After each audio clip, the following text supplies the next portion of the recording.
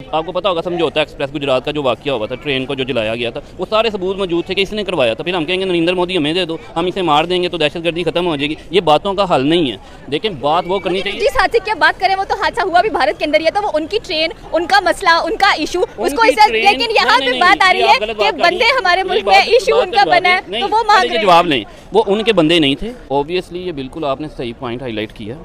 ये काफ़ी सालों से यही चीज़ चल रही है। पाकिस्तान में अगर कोई वाक़या होता है ना तो हम कहते हैं इंडिया ने किया है। इंडिया में कोई चीज़ होती है तो इंडिया कहता है कि पाकिस्तान ने किया। तो बजाय हम दोनों को एक दूसरे पे इल्ज़ाम लगाने के ना, हमने अपने बॉर्डर्स पे ध्यान देना चाहिए, अपनी सिक्योरिटी को अपना टाइट करना चाहिए। इस तरह के मामला होने ना दें, इनको हम कंट्रोल करें, रोकें, ताकि कल को किसी पे इल्ज़ाम लगाने की ज़रूरत ना पड़े।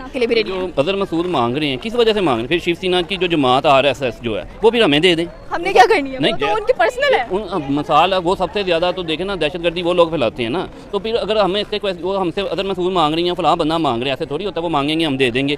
इस तरह फिर हम भी डिमांड करेंगे कि देखें ना, उनका जो अपना वो वज़ीर आज़म है नरेंद्र मोदी, उसके ऊपर क्या क्या इल्ज़ामात नहीं है। नमस्कार दोस्तों, मैं हूँ आरजू और रिएक्शन विद आरजू में आपका स्वागत है। तो आज हम बात कर रहे हैं भारत सरकार ने जो जम्मू कश्मीर में ऑपरेशन महादेव चलाया था उसके बारे में। तो पहलगाम में टेररिस्ट अटैक के बाद अब आर्मी ने ऑपरेशन महादेव चलाया और जिसके चलते 3 टेररिस्ट उसमें मारे गए। उनमें से एक था सलमान शाह, और यही टेररिस्ट ग्रुप का एक मेन आतंकी था जो कि पाकिस्तान का था। लेकिन पाकिस्तान अभी भी पहलगाम अटैक से अपना पल्ला झाड़ता नज़र आ रहा है। तो चलिए देखते हैं कि पाकिस्तान के लोगों का इस बारे में क्या कहना है। सबसे पहले तो मैं ये आपको कहूँगा, आप जो कह रही हैं कि इंडिया कह रहा है ऑपरेशन सिंदूर अभी ख़त्म नहीं हुआ, तो मुझे तो लगता है ऑपरेशन सिंदूर कभी शुरू ही नहीं हुआ था। क्योंकि उन्होंने अपनी तरफ से तो बड़ा ऐलान किया, ये किया, वो किया। जैसे ही पाकिस्तान की फ़ौज ने उन्हें जवाब दिया तो 4 घंटे के बाद ही उन्होंने सीज़ फायर का ऐलान कर दिया। जब हमारी तरफ से रिस्पॉन्स गया तो कहाँ गया था फिर मिशन सिंदूर उनका? बातों में तो वो सारा कुछ करते रहते हैं। अभी ये जो नया ड्रामा रचा रहे हैं कि जी जम्मू कश्मीर में टेररिस्ट हमने मार दिए, पहले आप ये बताएं कि पाकिस्तानी टेररिस्ट वहाँ पे घुसे कैसे? अगर आप इतने ही तगड़े हैं, आपका ऑपरेशन सिंदूर भी नहीं अभी रुका, तो आपको कैसे नहीं पता चला कि कोई टेररिस्ट जम्मू कश्मीर में घुस गए हैं? तो ये भी अगर आप इस चीज़ को भी क्लेम करते हैं तो ये आपका फेलियर है ना। आप चाहे बाद में झूठी खबरें बनाएं कि हमने उन्हें मार दिया या जो भी कर दिया, वो लोगों को आप बेवकूफ़ कितना बनाएंगे। लेकिन ये सबसे पहले सवाल पैदा होता है कि अगर वो घुसे भी हैं तो कहाँ थी आपकी सिक्योरिटी? कहाँ थी आपकी इतनी तैयारी कि इतनी चीज़ें होने के बावजूद अगर 3 टेररिस्ट या 4 जो भी आपने उधर जम्मू कश्मीर में, अब आप कह रहे हैं जी हमने उन्हें मार दिया, वो घुसे कैसे? आपने घुसने नहीं देना था ना। अगर इतनी, अगर हम लोग भारत की बात करें तो आई थिंक कि भारत से पाकिस्तान के मुकाबले काफ़ी बड़ा हम लोगों को नजर आता है, और हर जगह की सिक्योरिटी रखना it's not that much easy as compare to Pakistan. So आप हर जगह पर नज़र नहीं रख सकते हैं, नज़र नहीं डाल सकते हैं कि कौन सी चीज़ कहाँ से आ रही है। सो आई थिंक कि जहाँ पर आपका दाव लगता है आप लगा लेते हो और आप वहाँ पहुँच जाते हो। But the point is that कि जहाँ पर पाकिस्तान का बॉर्डर जम्मू एंड कश्मीर के साथ अटैच होता है तो नज़र यही आता है कि जो टेररिस्ट हैं वो पाकिस्तान से होते हुए जम्मू एंड कश्मीर में जाते हैं एंड वहाँ पर फिर जाकर अपनी कह लें कि अगर हम लश्कर तैयबा की बात करें या TRF की बात करें, अभी रिसेंटली जिसको कंडेम भी किया गया है ट्रंप की जानब से कि इसकी हम टोटली मजम्मत करते हैं, पहलगाम अटैक को भी किया गया है। तो यहाँ पर अगर देखा जाए तो आपको लगता है कि why Pakistan is always involve in the terrorist activities, और स्पेशली अगर देखा जाए तो यहाँ पर ही जो सारे टेररिस्ट हैं वो मौजूद क्यों हैं? देखें जी, पाकिस्तान कभी भी किसी इस तरह की सरगर्मी में इन्वॉल्व रहा ही नहीं है। ये तो सिर्फ इंडिया की ड्रामेबाजी है कि हमेशा पाकिस्तानी अवाम को इसमें इन्वॉल्व करने की कोशिश करता है। कभी भी उन्होंने कोई प्रूफ दिया? कभी भी किसी जगह पे उन्होंने साबित किया कि हमारा वो प्रूफ देते हैं? अगर हम लोग पुलवामा, पहले बात सुनिए। अभी आपने कहा जी इंडिया बहुत बड़ा है, तो उसके लिए पॉसिबल नहीं है हर जगह को सिक्योर करना। देखें बाकी किसी मुल्कों के साथ उसके इतने मामला तो उलझे हुए नहीं है, और उन्हें हर दफ़ा पता है कि जम्मू कश्मीर से हम लोग घुसते हैं ना वहाँ पे, तो इधर की सिक्योरिटी तगड़ी करें ना, इधर पे ज़्यादा अपनी फौज तैनात करें ताकि हमें घुसने ही ना दें। ये बात सारी नहीं। देखें, अच्छा इसका मतलब है कि वो इतना अपने आप को कमज़ोर समझते और हमें इतना ताकतवर समझते कि उन्हें पता है कि जम्मू कश्मीर का बॉर्डर कवर करने के लिए उन्हें पूरी फौज चाहिए। आप टेररिस्ट को हमें क्यों कह रहे हैं अभी? कहते हैं ना, वो पाकिस्तानियों को कहते हैं ना। हम पाकिस्तानी नहीं, आप पाकिस्तानी नहीं। हमारी ज़ात पे जब नहीं, जब हमारी ज़ात के ऊपर इल्ज़ाम लग रहा है तो वो पूरे पाकिस्तान पे लग रहा है। हम इधर पाकिस्तान को रिप्रेजेंट कर रहे हैं ना, हमने पाकिस्तान को डिफेंड करना है। अगर वो हमारे ऊपर इल्ज़ाम लगा रहे हैं, अब जैसे सुलेमान शाह आप कह रहे हैं, वो कहते हैं हमारी कमांडो लीड फोर्स का कमांडर था, तो वो कौन है? फौज कौन है? फौज हम में से नहीं है। हम अपनी फ़ौज के साथ खड़े हैं, वो हमारा मान है, हमें उन पर फ़ख्र है। हम खुद पाकिस्तानी हैं, हमारी फ़ौज है। तो जब पाकिस्तान की ज़ात पे उंगली उठेगी तो सारी बात है हम रिस्पॉन्ड करेंगे उसके ऊपर। तो ये नहीं है कि वो जो मर्ज़ी बकवास करते रहें, कभी किसी चीज़ का उन्होंने सबूत नहीं दिया और दूसरी चीज़ ये है, अभी पहलगाम की आपने बात की, सबूत की बात, एक सेकंड, सबूत की बात करते हैं। अगर हम लोग पुलवामा अटैक की बात करें तो सबूत नज़र आते हैं। हमारे खुद के लोग पार्लियामेंट में जाके पता नहीं कौन कौन सी स्टेटमेंट्स दे देते हैं, फिर फाइनली हमें शर्मिंदा होना पड़ता है कि येस इट्स ट्रू। और अगर हम लोग नहीं, पहले ये कुछ जो मैं अब क्या लफ्ज़ इस्तेमाल करूँ, ये जो घटिया किस्म के सियासतदान है ना, इनके एक दो बंदों के बयान से कोई फ़र्क नहीं पड़ता। इस तरह इंडिया के पार्लियामेंट से भी बड़े ऐसे बयान आते हैं। भुट्टो ने भी एक स्टेटमेंट दिया था, पानी के ऊपर दिया था कि आप अजहर मसूद ले लें और पानी छोड़ दो, तो फिर ये क्या है? ये बिलावल भुट्टो को आप सियासतदान मानती हैं? क्या है वो? देखें, वो तो ऐसे ही लॉन्च करके ले आए हैं। उसकी क्या सियासत में खिदमात है, उसको सियासत की क्या समझ है, कहाँ से आया वो, क्यों मेहनत करके आया? वो तो हकीकतन अगर काउंसलर का इलेक्शन भी लड़े तो वो नहीं जीत सकता ना, उसकी कोई वर्थ नहीं है उसको। तो स्टेटमेंट्स कोई मायने नहीं, हमारे लिए नहीं मायने रखती, क्योंकि वो सियासतदान कौन है? जिन्होंने सियासत में खिदमात दी हैं, जिनको सियासत की समझ है, जो नीचे से ऊपर आए हैं, जो हर चीज़ को समझते हैं, वो लोग तो मुल्क के साथ सिंसियर ही नहीं है। उन्हें तो पता ही नहीं है हमने क्या करना है क्या नहीं करना। वो तो हमारी ज़िंदगी को उन्होंने अज़ाब बनाया हुआ। इस तरह के घटिया बयान दे के हमें पूरी दुनिया में ये शर्मिंदा करते हैं। हम इन्हें सियासतदान नहीं मानते। जो सियासतदान था उसको आपने जेल में डाल दिया। अभी वो बाहर होता ना, फिर मैं देखता कि वो किस तरह इंडिया हमारे ऊपर इस तरह चढ़ता है। तो ये सियासतदान नहीं है, ये अपनी कमाई करने के लिए वो आते हैं पाकिस्तान में, सारा कुछ इनका बाहर होता है। तो ये लोगों की वजह से हमें लोगों की बातें सुननी पड़ती हैं। इन्हें शर्म ही नहीं आती कि पार्लियामेंट के फ्लोर पर जाके आपने बात क्या करनी है। आपको पूरी दुनिया सुनती है। अब चाहे बदकिस्मती से ही सही, आप हमारी गवर्नमेंट का हिस्सा हैं, तो कम अज़ कम आपको हमारी रिप्यूट का ख्याल करना चाहिए। पता नहीं आप पढ़े लिखे जाहल हैं, हालांकि बिलावल तो इंग्लैंड से पढ़ के आया, ये ऑक्सफोर्ड से पढ़े हुए हैं। हाँ, तो वही ना,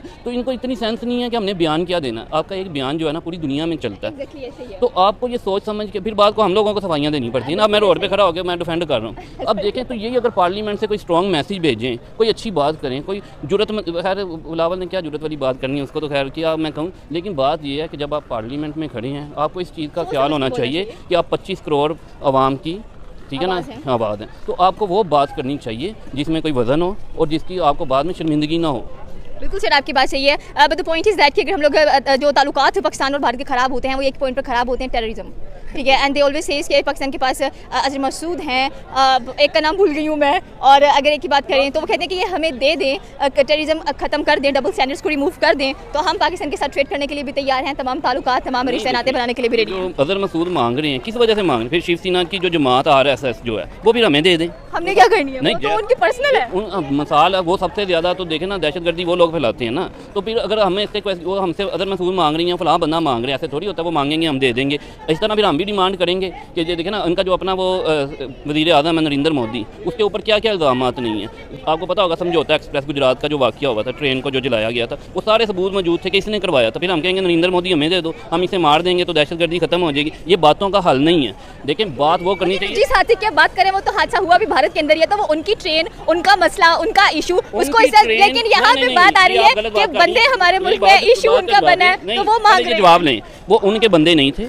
समझौता एक्सप्रेस में पाकिस्तानी और इंडियन आवाम सफ़र करती थी, उसमें काफ़ी पाकिस्तानी शहीद हुए थे। अगर आपको इस चीज़ का पता हो तो वो हमारे लोग थे, उसमें मुसलमान शहीद हुए थे। वो उनके और हमारे नहीं, वो इंसान थे। वो चाहे किसी भी इंसान को आप नाहक मारेंगे, उसके लिए आवाज़ बुलंद करनी चाहिए। तो ये नहीं आप कह सकते कि वो उनके सरजमीन पर वाक़या हुआ है, उनकी सरजमीन पे हुआ तो वो किसी को किसी नाहक को कत्ल कर दें। वो पाकिस्तान से बिलोंग करता हो या वो ना भी करता हो, वो मुसलमान हो या कोई इंसान भी हो, तो हम कहें चलो ठीक है, ड्रामा देखें, तमाशा देखें। ये बात, लेकिन मेन बात ये है कि ठीक है, आप ह्यूमैनिटी की बात कर लें कि हमेशा ह्यूमैनिटी को फर्स्ट प्रायोरिटी रखनी चाहिए, अगर आप क्रिश्चियन है, मुस्लिम है, हिंदू है, व्हाटएवर जो भी है। But the point is that कि फॉर एग्जांपल अगर पाकिस्तान में अभी देखें, जो बलोचिस्तान के अंदर हुआ, आपने देखा होगा कि कितने हादसा हमें दिन ब दिन देखने को मिलते हैं वहाँ पर। कभी जाफर एक्सप्रेस हो जाता है, कभी सोल्जर्स मार दिए जाते हैं, कभी बच्चों को अटैक कर दिया जाता है। तो इसके अंदर फिर हम कहते हैं भारत की इन्वॉल्वमेंट है, तो ये तो फिर एक ब्लेम गेम हो गई ना। कभी उधर ब्लेम चला गया, कभी इधर ब्लेम चला गया, मतलब ये दोनों ही नहीं चाहते कि सॉर्ट आउट हो कुछ। ऑब्वियसली ये बिल्कुल आपने सही पॉइंट हाईलाइट किया। ये काफ़ी सालों से यही चीज़ चल रही है। पाकिस्तान में अगर कोई वाक़या होता है ना, तो हम कहते हैं इंडिया ने किया है। इंडिया में कोई चीज़ होती है तो इंडिया कहता है कि पाकिस्तान ने किया। तो बजाय हम दोनों को एक दूसरे पे इल्ज़ाम लगाने के ना, हमने अपने बॉर्डर्स पे ध्यान देना चाहिए, अपनी सिक्योरिटी को अपना टाइट करना चाहिए। इस तरह के मामला होने ना दें, इनको हम कंट्रोल करें, रोकें, ताकि कल को किसी पर इल्ज़ाम लगाने की ज़रूरत ना पड़े। और अगर इल्ज़ाम लगाने की ज़रूरत पड़ती है तो फिर अपना फेलियर माने। फिर आप कहें दोनों मुल्कों की तरफ से कि हम इस काबिल नहीं हैं कि हम अपनी सिक्योरिटी का बंदोबस्त कर सकते हैं, तो लिहाजा अवाम खुद देखें। फिर देखें ना, ये मसले का हल नहीं है। एक वाक़या हो गया, इतनी जानें चली गई, बाद में आपने उस पर डाल दिया, उसने आप पे डाल दिया, तो ये मसले का हल नहीं। तो हमने देखा कि पाकिस्तान में लोग अभी भी पहलगाम अटैक के बारे में मना कर रहे हैं। वो कह रहे हैं कि पहलगाम अटैक में पाकिस्तान का हाथ है ही नहीं, और ऑपरेशन सिंदूर था जो, वो तो पाकिस्तान में हुआ ही नहीं। बल्कि भारत ने पाकिस्तान पर अटैक किया और जवाब में पाकिस्तान ने भारत के 6 राफेल गिरा दिए। लेकिन कब तक इन टेररिस्ट एक्टिविटीज़ के चलते भारत पाकिस्तान को और पाकिस्तान भारत को, मतलब एक दूसरे को ये कब तक ब्लेम करते रहेंगे? ज़रूरी ये है कि आर्मी को चाहिए कि अपनी जो सीमाएं हैं, उसकी सिक्योरिटी है, वो इतनी बेहतर करे कि कोई भी ऐसी हरकत दोबारा ना हो पाए। रही बात पाकिस्तान की, तो उनके मिनिस्टर दिलावर भुट्टो ने ये कहा है, उन्होंने ये स्टेटमेंट दी है कि भारत अपना सिंधु नदी का पानी भारत पाकिस्तान के लिए शुरू कर दे और उसके बदले में वो मसूद अजहर वो भारत को सौंप देंगे।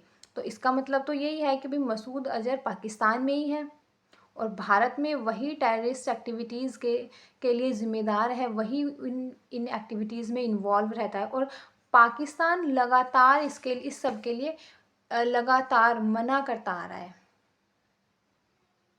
तो ये तो बहुत ही गलत चीज़ है ना।